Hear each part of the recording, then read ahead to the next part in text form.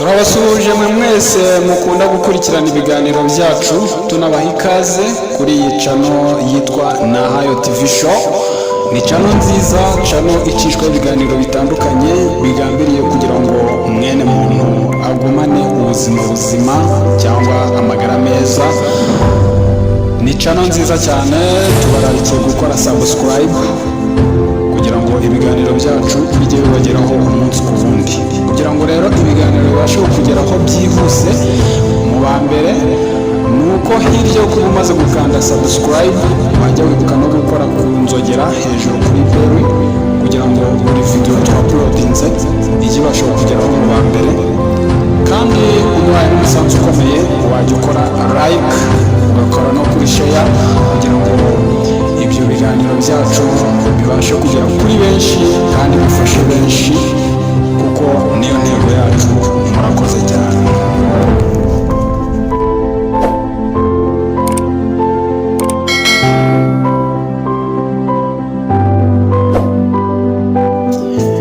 Reka tuganire ku kiganiro cy'ubuzima. Ni ikiganiro kizajya kigaruka kenshi.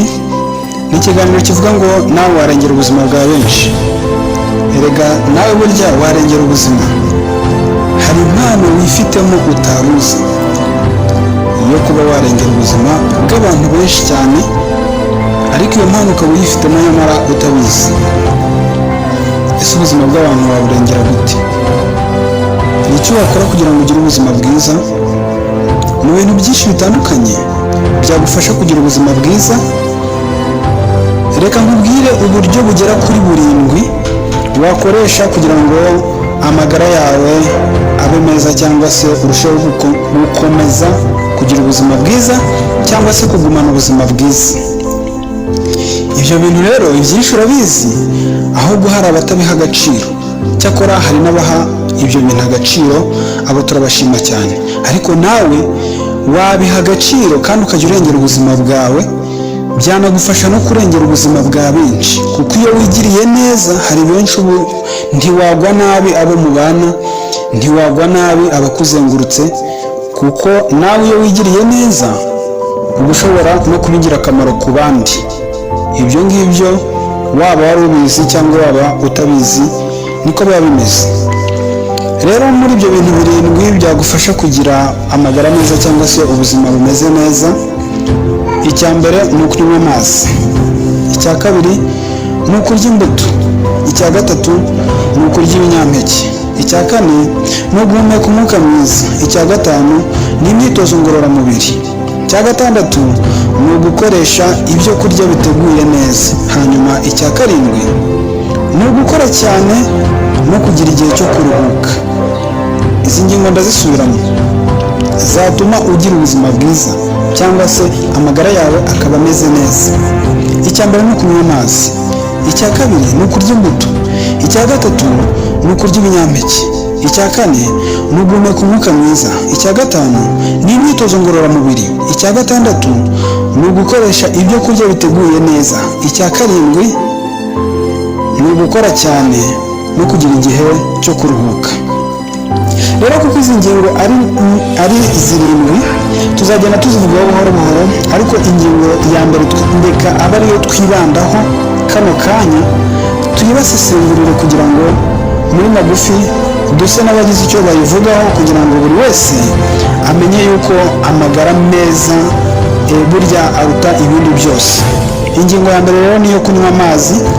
Kunywa amazi ni ingirakamaro cyane mu buzima bwacu bwa buri munsi, kuko kuyakoresha neza biruhura umutwe, bikunganira igogora, bigatuma igogora rigenda neza, bituma imitsi irambuka, amaraso agatembera neza.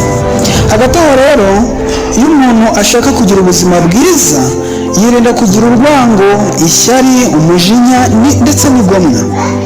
Bivuze ngo mwene muntu iyo yirinze urwango, akirinda ishyari, akirinda umujinya, akirinda kugira n'igomwa, ibyo bintu biramufasha cyane, kuko bene ibyo cyangwa se bene izo ndwara arizo zikomoka ku miterere mibi.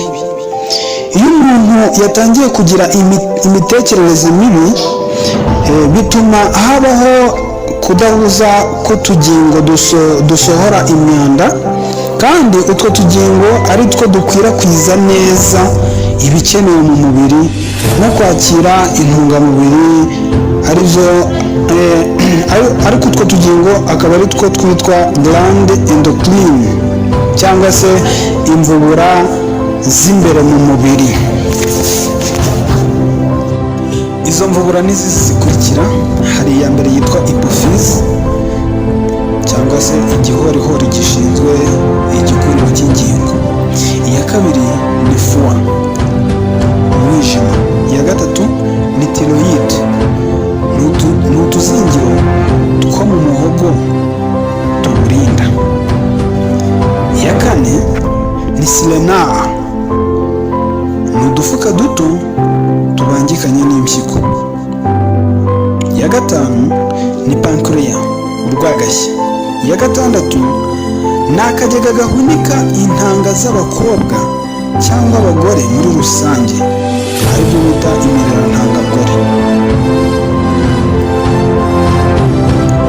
Iya karindwi ni testicule, ni akagega gasohora intanga z'umugabo kandi kakanazibika.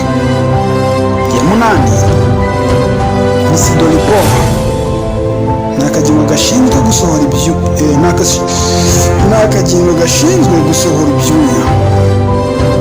Rero mu kurinda imitekerereze kugira ngo umuntu agumane ubutaraga,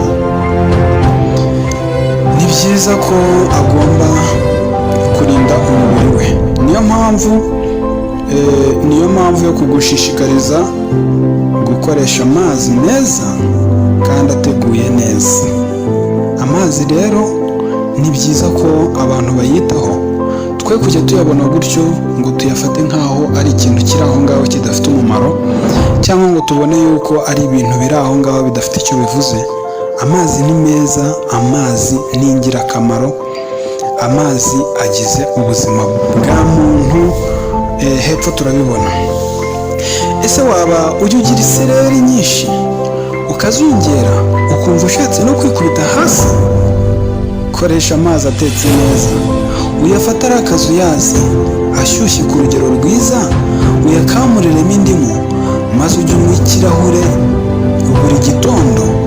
Bizanagufasha gutuma ingingo zikora neza, amaraso yawe azatembera neza. Ibyo ngibyo bizagusukurira amaraso yawe, binatume igifu cyawe gihorana isuku, ubwo kizaba gisukuye, umwijima wawe uzaba usukuye kandi ufite ubushobozi kandi uhorana imbaraga. Guhorana ibinya bizaba umugani cyangwa se bizavaho burundu. Ikindi kandi bizakurinda kurwara rubagimpande. Mbese murumva amazi atari meza? Amazi ni meza, amazi ni ingirakamaro, reka tuyakunde twese. Amazi rero yihariye 2/3 mu mubiri wose w'umuntu, kuko amazi ari ingirakamaro cyane. By'umwihariko nk'amaraso agizwe na 83% by'amazi. Amaraso ubwayo agizwe na 83% by'amazi. Hanyuma ibisigaye ubwo hari nk'insoro, hakaba imikaya igizwe na 75% by'amazi, naho ubwonko amazi ni 74%. Hanyuma nk'amagufwa amazi yihariye 22%.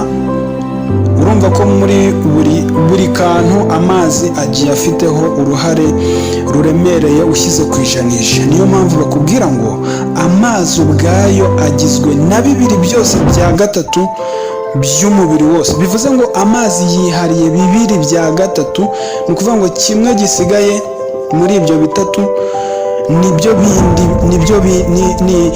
by'ibyo bindi, ariko 2/3 mu mubiri w'umuntu wose bigizwe n'amazi. Ntabwo rero ari byiza gutegereza ko ushobora kuba wagira inyota kugira ngo ubone kuba wanywa amazi. Ni byiza ko ushobora kuyanywa mbere ku bihe runaka wagiye uringaniza, ni ukuvuga mu rukerera, mu gitondo ubyutse, ku manywa ndetse na nimugoroba. Kandi ukazirikana ko nk'iyo ugiye gufata igaburo uba ugomba kureba yuko hagati yo kugira ngo ufate igaburo haciyemo byibuze iminota 30. Aho ngaho ni ku bagira igifu kimeze neza, ariko hari n'abandi baba bafite igifu cy'ikinyantege nkeya, baba basabwa kuyanywa mbereho nk'iminota 45 kugira ngo babone kujya barya. Rero aya mazi aba ari ingenzi. Amazi ni ngombwa kugira ngo ubuzima bukomeze kugenda neza. Niyo mpamvu nababwiraho gatoya nk'ingano y'uko amazi anyobwa hagendewe ku biro buri muntu afite. Umuntu ufite ibiro 36, yenda ho gato abantu b'abana, abandi bazamuye, umuntu agenda bagerera akamenya ko bakwiriye kunywa amazi makeya aringaniye mu rugero. Ariko reka twivugire uhereye ku muntu ufite ibiro 36, agomba kunywa cyangwa se asabwa kunywa litiro imwe na mililitiro 200 z'amazi buri munsi, every day. Ubwo ni ukuvuga ngo buri munsi aba agomba kunywa byibuze litiro imwe na mililitiro 200. Umuntu ufite ibiro 46 kuzamura agomba kunywa litiro imwe na mililitiro 500 z'amazi buri munsi. Ufite hejuru y'ibiro 54 asabwa kunywa litiro imwe na mililitiro 700 z'amazi buri munsi. Ufite ibiro 63 asabwa kunywa litiro imwe na mililitiro 999 cyangwa se litiro 2 kuzamura. Ubwo aho ni uko ufite ibiro 63 aba asabwa kunywa litiro 2. Ufite ibiro 72 kuzamura asabwa kunywa litiro 2 na mililitiro 300 ku munsi. Ufite ibiro 81 agomba kunywa litiro 2 na mililitiro 600. Ufite ibiro 91 asabwa kunywa litiro 3. Ufite ibiro 100 asabwa kunywa litiro 3 na mililitiro 300. Ufite ibiro 109 asabwa kunywa litiro 3 na mililitiro 500. Ufite ibiro 118 kuzamura asabwa kunywa litiro 3 na mililitiro 800. Ufite ibiro 127 asabwa kunywa litiro 4 na mililitiro 200. Ufite ibiro 137 agasabwa kunywa litiro 4 na mililitiro 500. Ufite ibiro 145 agasabwa kunywa litiro 4 na mililitiro 700 buri munsi. Birumvikana rero ko amazi ari ingenzi mu buzima bwa mwene muntu. Reka twese tuyakunde, reka tubigire ibyacu, twumve yuko kunywa amazi ari ibitugirira neza, atari ibyo kutugwa nabi. Ubutaha tuzakomereza ku ngingo ya 2 itwereka uburyo no gukoresha imbuto nabyo ari iby'ingirakamaro, ariko twari twifuje kuvugaho gatoya ku byerekeranye no kunywa amazi. Amazi nyaboneka nimuyakunde, nimureke tuyakoreshe neza, kuko twabonye yuko iyo umuntu ari kuyakoresha atetse nibyo biba ari iby'ingirakamaro, cyangwa se akaba ari amazi asukuye ameze neza, atari amazi abonetse yose.